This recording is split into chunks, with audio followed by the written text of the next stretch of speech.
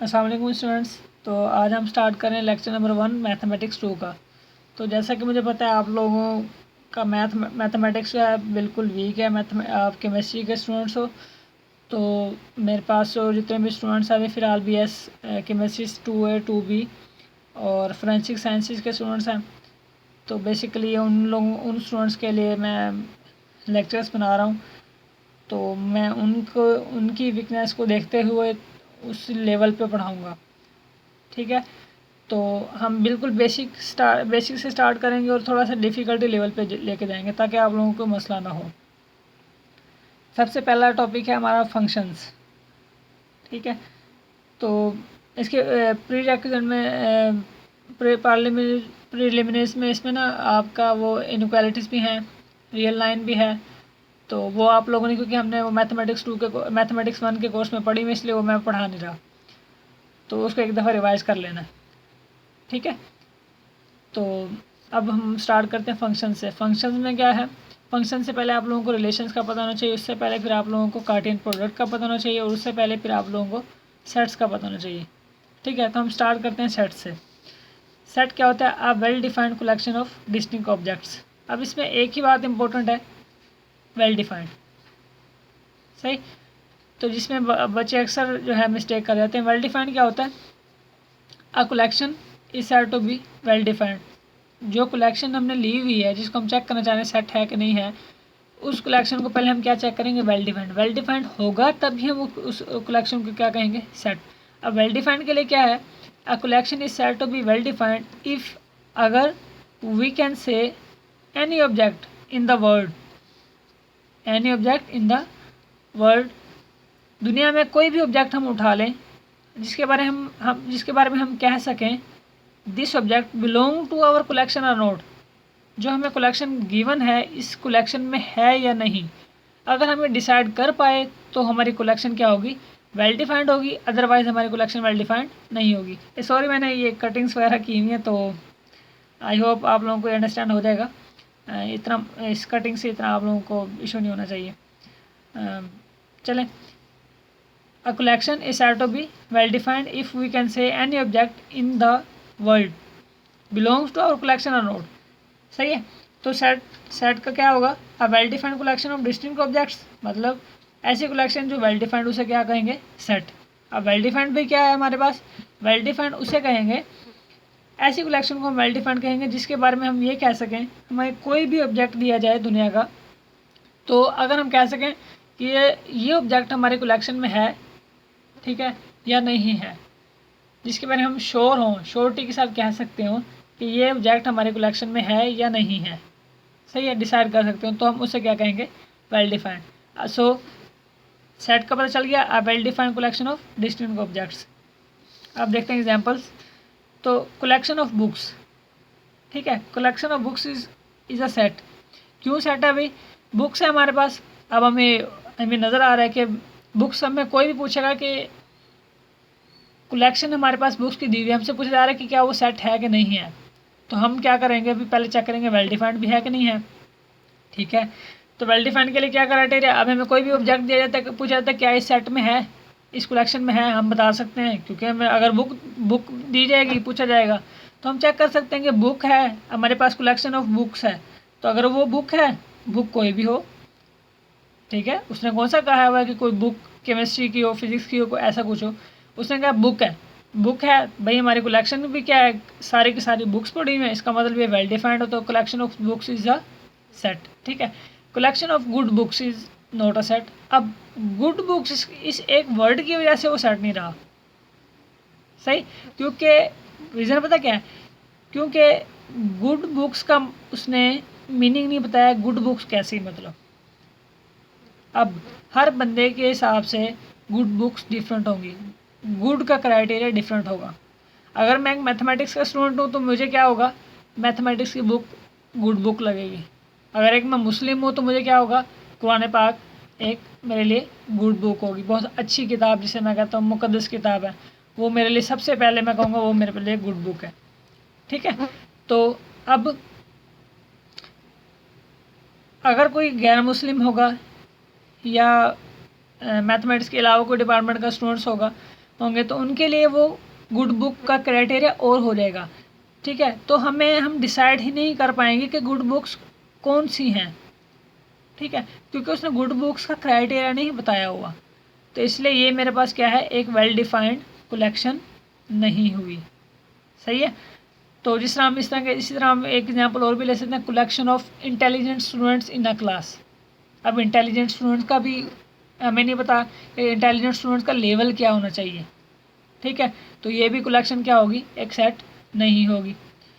तो I think आप लोगों को अंडरस्टैंड हो गया होगा कि कौन सी एग्जाम्पल सेट हैं कौन सी नहीं है। बाकी तो बेसिक्स हैं, collection of first 10 natural numbers, इसको हम इस तरह लिख सकते हैं 1 2 3 सो ऑन 10 तक। तो ये भी हमें पता है कि जो मर्जी हो, इसमें हमारे पास ये नज़र आ रहा है कि वेल डिफाइंड है। कोई अगर एलिमेंट पूछा जाएगा 11 12 13 तो हम कहेंगे इस सेट में नहीं है भाई। तो ये अगर पूछा जाएगा 4 5 6 हाँ हम कहेंगे इस सेट में है, तो हम इजीली डिसाइड कर पा रहे हैं। ठीक है, तो ऐसी कलेक्शन को हम क्या कहेंगे, well defined collection of distinct objects. तो ये क्या है हमारे पास, सेट है। Collection of first 10 natural numbers क्या है हमारे पास, सेट है। ठीक है, तो नेक्स्ट है कार्टियन प्रोडक्ट। कार्टियन प्रोडक्ट में क्या होता है, सिंपलेस्ट, जिस तरह हम एलिमेंट्स को मल्टीप्लाई करते हैं, तो अब मेरे पास क्या है, कार्टियन प्रोडक्ट क्या है, सेट्स की मल्टीप्लिकेशन है। लेकिन सेट्स की मल्टीप्लिकेशन एलिमेंट्स की मल्टीप्लिकेशन से डिफरेंट होती है, ये बात ध्यान में रखनी है। ठीक है, सेट्स को आप ये कभी नहीं कहोगे मल्टीप्लिकेशन ऑफ सेट्स, आप क्या कहोगे, कार्टियन प्रोडक्ट ऑफ टू सेट्स। समझ आ गई। एलिमेंट्स को कह सकते हैं कि मल्टीप्लिकेशन ऑफ एलिमेंट्स, लेकिन इसमें सेट्स में क्या होगा, Cartesian product of any two sets. तो लेट क्या करते हैं, हम डेफिनेशन देखते हैं कि ए एंड बी भी two non empty sets, A और बी क्या होंगे, दो नॉन एम्प्टी सेट्स होंगे। देन देयर कार्टियन प्रोडक्ट, उनका कार्टियन प्रोडक्ट क्या होगा, डिफाइन किस तरह उसने डिफाइन किया है, तो क्या कह रहे हैं, कहते हैं एक ऑर्डर्ड पेयर्स होंगे, कौन से, ए और बी, ए कोमा बी। अब ए ये क्या है चीज़ है, ये एलिमेंट्स है, उसने जनरल फॉर्म में लिख दिया, ये एलिमेंट्स है किसके, सेट ए के। बी के है, एलिमेंट्स किसके होंगे, सेट बी के। तो आप यहाँ पे क्या करोगे, एक एलिमेंट इसका उठाओगे, यहाँ पे रख दोगे ए सेट का, बी सेट का रखोगे, बी एलिमेंट से एक एलिमेंट, बी सेट से एक एलिमेंट उठाओगे, वो क्या इस प्लेस पे रख दोगे। तो ये मेरे पास क्या हो गया, ए क्रॉस बी बन गया। सही है। तो अगर इस तरह बी क्रॉस ए होता तो बी वाला एलिमेंट पहले होता, ए वाला एलिमेंट बाद में होता।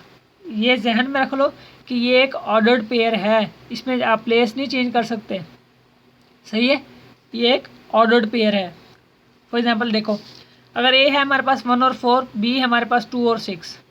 ठीक है, तो अब मुझे ए क्रॉस बी फाइंड करना है, तो क्या किस तरह करूँगा, ऑर्डर पेयर बनाता जाऊँगा। इसमें क्या डेफिनेशन थी कि पहला एलिमेंट किसका होना चाहिए, सेट ए का, तो पहला एलिमेंट मैंने सेट ए का 1 उठा लिया। दूसरा एलिमेंट किसका होना चाहिए, सेट बी का, तो दूसरा एलिमेंट अब ये भी उठा सकता हूँ, ये भी उठा सकता हूँ। सही है, तो मैं क्या करूँगा, पहले 2 रख दिया, फिर 1 के साथ फिर 6 रख दिया। अब नेक्स्ट ए सेट का एलिमेंट ये भी तो हो सकता है, क्योंकि ये तो जनरलाइज एलिमेंट था, तो मैं 4 रख दिया। ठीक है, फिर साथ 2 भी हो सकता है बी का एलिमेंट, फिर साथ 6 भी हो सकता है। तो इसके अलावा देखो कोई और पॉसिबिलिटी नहीं है, तो ये मेरा क्या हो गया, ए क्रॉस बी सेट हो गया। समझ आ गई। अब ये भी पूछा जा सकता है कि ए क्रॉस बी में कितने से एलिमेंट्स होंगे, तो जितने ए में एलिमेंट्स होंगे और जितने बी में एलिमेंट्स होंगे उन दोनों की नंबरिंग को count, total number of elements set in A, उसे हम कहते हैं कार्डिनलिटी। ठीक है, total number of set elements in a set B. ठीक है, जितने भी यानी कि सेट ए की कार्डिनलिटी होगी, इसकी जितनी सेट बी की कार्डिनलिटी होगी, हम दोनों को मल्टीप्लाई कर देंगे, तो उतने एलिमेंट्स किस में होंगे, सेट ए क्रॉस बी में। अब इसमें कितने एलिमेंट्स हैं, 2, इसकी कार्डिनलिटी यानी कि 2 है। इस सेट में कितने एलिमेंट्स हैं, 2, तो इसकी कार्डिनलिटी भी क्या है, 2 है। तो ए क्रॉस बी में कितने एलिमेंट्स होंगे, 2 × 2 क्या होंगे, 4। तो देखो ये एक एलिमेंट है, ये दूसरा है, ये तीसरा है, ये चौथा है, तो 4 एलिमेंट्स हैं किसमें, ए क्रॉस बी में। समझ आ गई। तो अब मैं इसका बी क्रॉस ए निकालूंगा, तो फिर क्या करूँगा, मैंने क्या कहा था, फिर बी क्रॉस ए में क्या होगा, पहला एलिमेंट बी सेट का होगा और दूसरा एलिमेंट किसका होगा, फिर ए सेट का होगा। ठीक है, तो फिर मैं क्या करूँगा, इसको मैं सिर्फ चेंज कर देता हूँ, डाइवर्ट कर देता हूँ, मतलब इनकी प्लेस ही चेंज कर देता हूँ।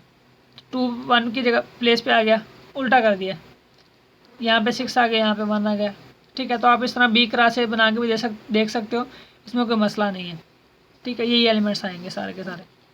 तो देखो ए क्रॉस बी और बी क्रॉस ए दोनों इक्वल नहीं है। समझ आ गई, दोनों इक्वल नहीं है। ए क्रॉस बी में मैंने बताया था कि 1 और 2 ये ऑर्डर्ड पेयर है, ये 2 और 1 ये इक्वल नहीं है। दो सेट्स इक्वल कब होते हैं? जब उनकी कार्डिनैलिटी भी सेम हो और अंदर के एलिमेंट्स भी क्या होने चाहिए? सेम होने चाहिए। ठीक है, इक्वल सेट्स की जब हमने डेफिनेशन पढ़ी थी। तो अब ये क्या है 1 2 और 2 1 ये इक्वल तो नहीं है, ठीक है, क्योंकि एक ऑर्डर्ड पेयर है। समझ आ गई? तो ए क्रॉस बी क्रॉस के ए के इक्वल नहीं हो सकता। अब वो क्वेश्चन है कि इज इज पॉसिबल कि ए क्रॉस बी और बी क्रॉस ए इक्वल हो? Yes it is possible. जब हमारे पास सेट ए और बी दोनों इक्वल सेट होंगे, दोनों इक्वल सेट होंगे, मतलब ए साइड ले लिया 1 2, बी साइड भी ले लिया 1 2, तो ordered pair A cross B क्या होगा? 1 1 1 2, ठीक है। और बी क्रॉस ए क्या होगा? सॉरी, अगर ए सेट में लेता हूँ, यहाँ पे लिख लेता हूँ, ए साइड लिया मैंने 1 और 2, ठीक है, तो बी साइड भी मैंने क्या लिया 1 और 2, ठीक है। तो अब ए क्रॉस बी क्या होगा? 1 1 1 2, बी क्रॉस ए क्या होगा? 1 1 और 1 2, और फिर नेक्स्ट क्या होगा? 2 1 2 2, यहाँ पे भी 2 1 और 2 2। तो ए क्रॉस बी और बी क्रॉस में ए एलिमेंट ए इक्वल हो जाएगा, ठीक है। तो yes it is possible when A cross B A equal to B. तब जब ए और सेट बी इक्वल होंगे तब हमारे पास क्या होगा? ए क्रॉस बी किसके इक्वल होगा? बी क्रॉस ए के इक्वल होगा। समझ आ गई? तो दूसरी पॉसिबिलिटी बात कंफ्यूज करने के लिए ये भी पूछा जा सकता है कि अगर हम ए सेट या ए और बी दोनों एम्प्टी ले लें, या इस तरह भी हो सकता है ए भी एम्प्टी ले लें, या इस तरह हो सकता है सिर्फ बी एम्प्टी ले लें, तब भी तो ए क्रॉस बी क्रॉस ए के इक्वल होगा ना, ठीक है। लेकिन हम डेफिनेशन मैंने इसलिए बताया है कि हमने डेफिनेशन में कहा हुआ है कि A and B non empty sets, ठीक है।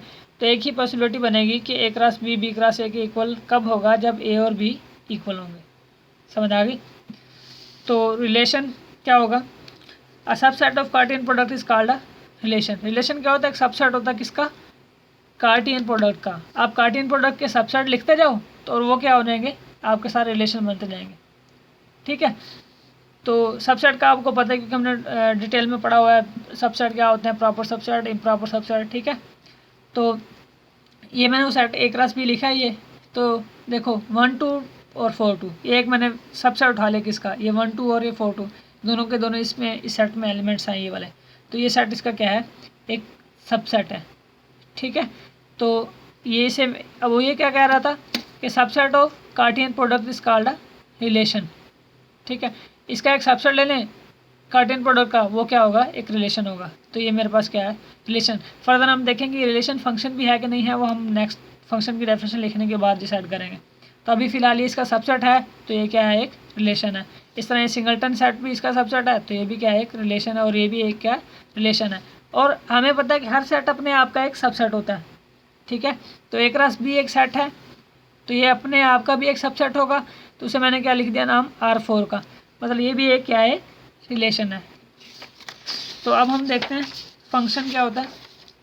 फंक्शन क्या होता है? A function from a non empty set A to a non empty set B. अब ये इंपॉर्टेंट है, ए से बी की तरफ इज अ रूल, ये क्या होता है? एक रूल होता है, ठीक है। Is a rule or a mapping, या एक रूल होता है या एक मैपिंग होता है। क्या वो करता क्या है? That associate each element of set ए, क्या करता है?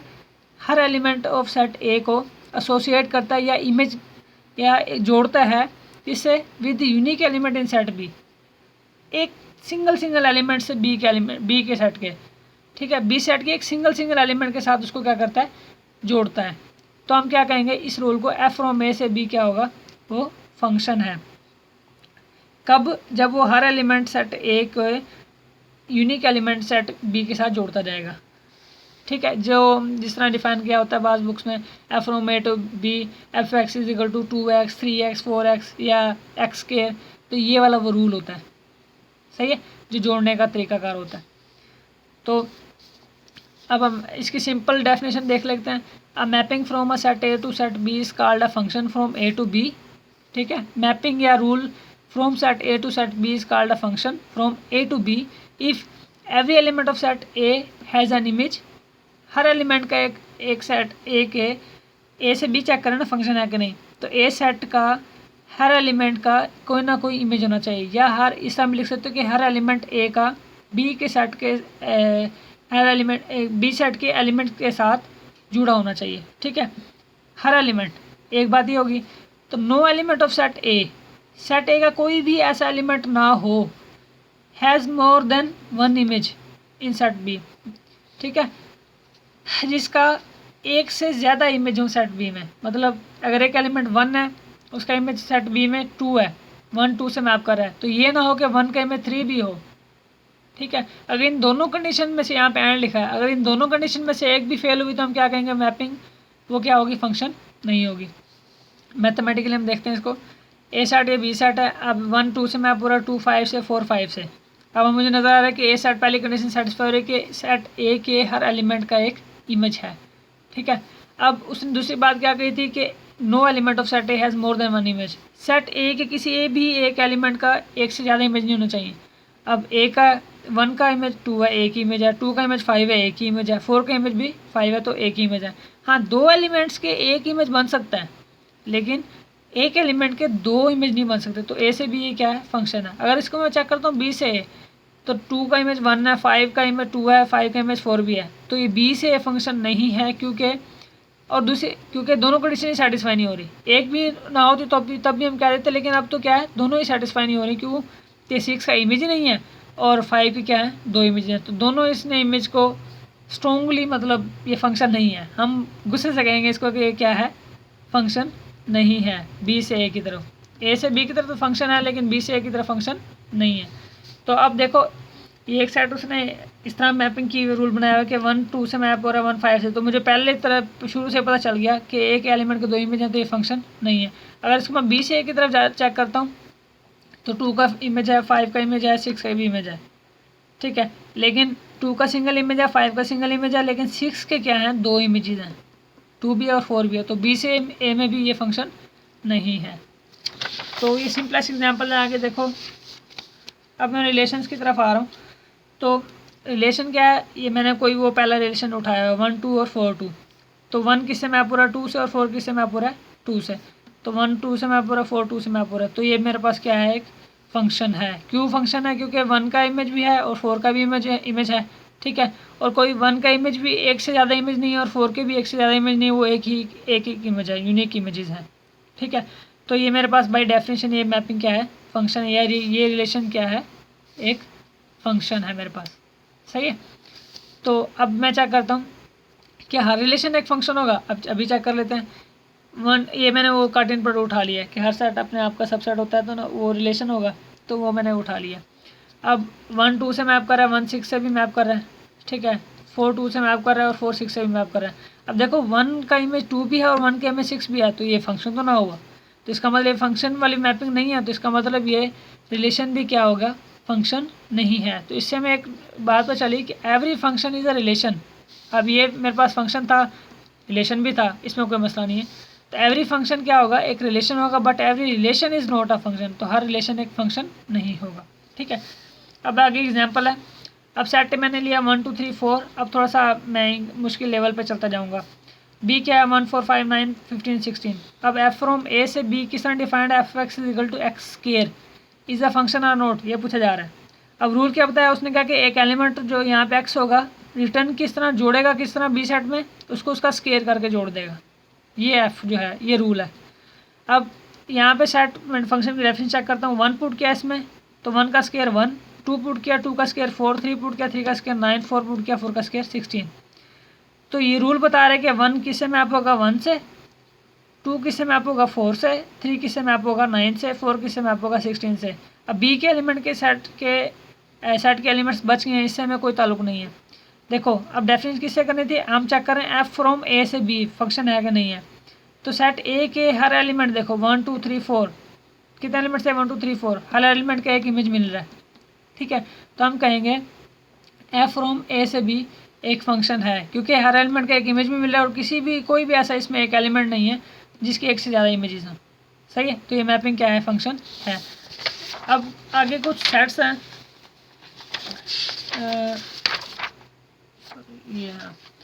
आगे कुछ सेट्स हैं जो आगे यूज़ होंगे, तो वो ये हाँ ये आप लोगों ने पहले पढ़े तो हमें, लेकिन मैं फिर भी रिवाइज करवाया था ताकि मुझे, क्योंकि यूज़ करना ही है।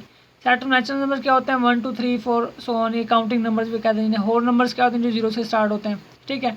आगे फिर सेट ऑफ इंटीजर्स हैं, 0 +- 1 +- -2। पॉजिटिव इंटीजर्स में क्या होगा, जिन्हें हम काउंटिंग नंबर्स भी कहते हैं। नेगेटिव इंटीजर में क्या होगा, -1 -2 -3 इस तरह। रैशनल नंबर में कौन सा होते हैं, एलिमेंट्स होते हैं p/q की फॉर्म में, मतलब 1/2 1/3 1/4 2/3 1 इसी तरह फ्रैक्शन की फॉर्म में जो मेरे पास एलिमेंट्स होते हैं, जो इसमें p और q क्या होंगे, इंटीजर्स होंगे, तो मतलब नेगेटिव भी हो सकता है -2/3 -3/4 इस तरह, सही है। तो q प्राइम में क्या होंगे, all numbers which are not rationals, तो ऐसे नंबर जो रैशनल नहीं होंगे।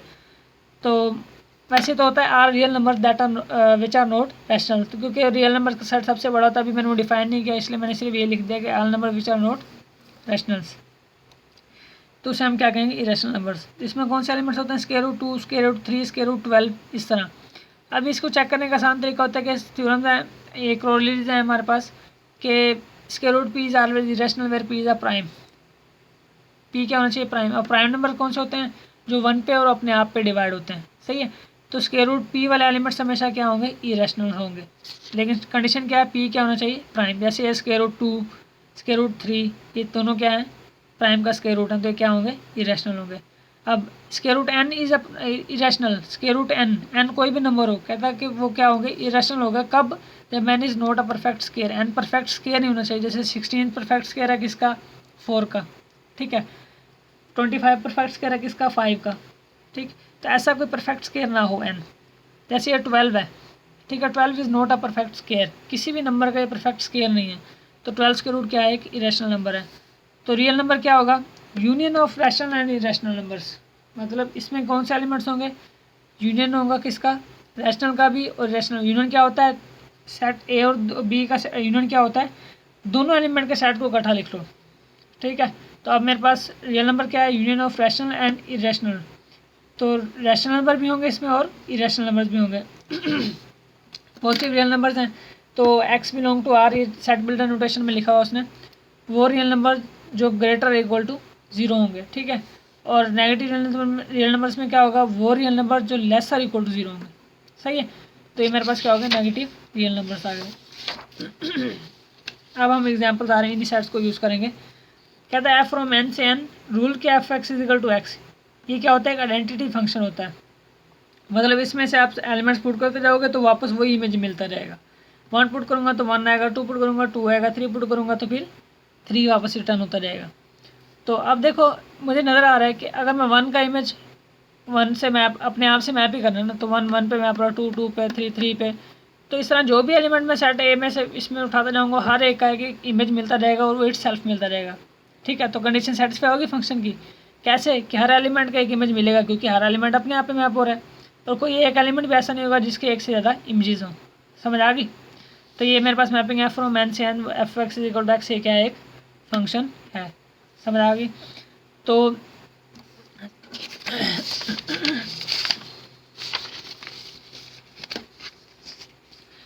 आगे नेक्स्ट एग्जांपल है फ्रॉम n से होल नंबर तक, किस तरह define F X is equal to 2x। अब वो क्या कह रहा है, रूल क्या है, एलिमेंट्स लो यहाँ से, उसको 2 के साथ मल्टीपल करके वो रिटर्न करेगा।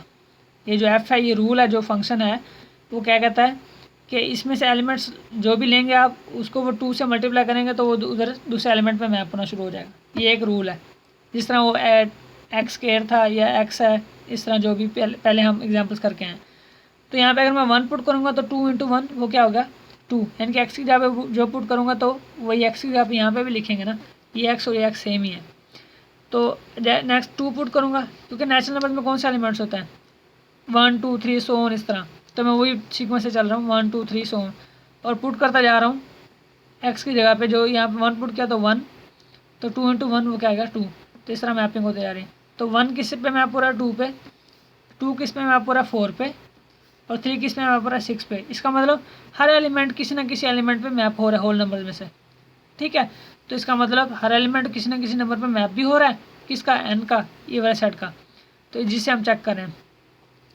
और दूसरी बात, किसी एक एलिमेंट का कोई एक से ज़्यादा इमेजेस भी नहीं आ रहे, तो इसका मतलब f फ्रॉम n से w की तरफ ये क्या है, एक फंक्शन है, समझ आ गई। तो इस तरह हम नेक्स्ट चेक करते हैं, f फ्रॉम इंटीजर से integers F x equal to X square root. अब जैसे मैं इंटीजर में कौन सा एलिमेंट था, 0 +- 1 +- 2 इस तरह सो ऑन। अब 0 पुट किया इसमें, पहला एलिमेंट है 0, स्क्वायर रूट ऑफ 0 क्या आ गया आंसर 0। एक बात हमेशा याद रखने के स्क्वायर रूट जो can never be negative, square root हमेशा एक पॉजिटिव आंसर देता है, square root can never be negative. आगे फर्दर मैं डिटेल में बताऊंगा कैसे।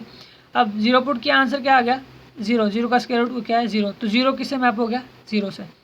अब नेक्स्ट क्या 1 एलिमेंट था, 1 स्क्वायर रूट लिया वो क्या 1, 1 1 से मैप हो गया।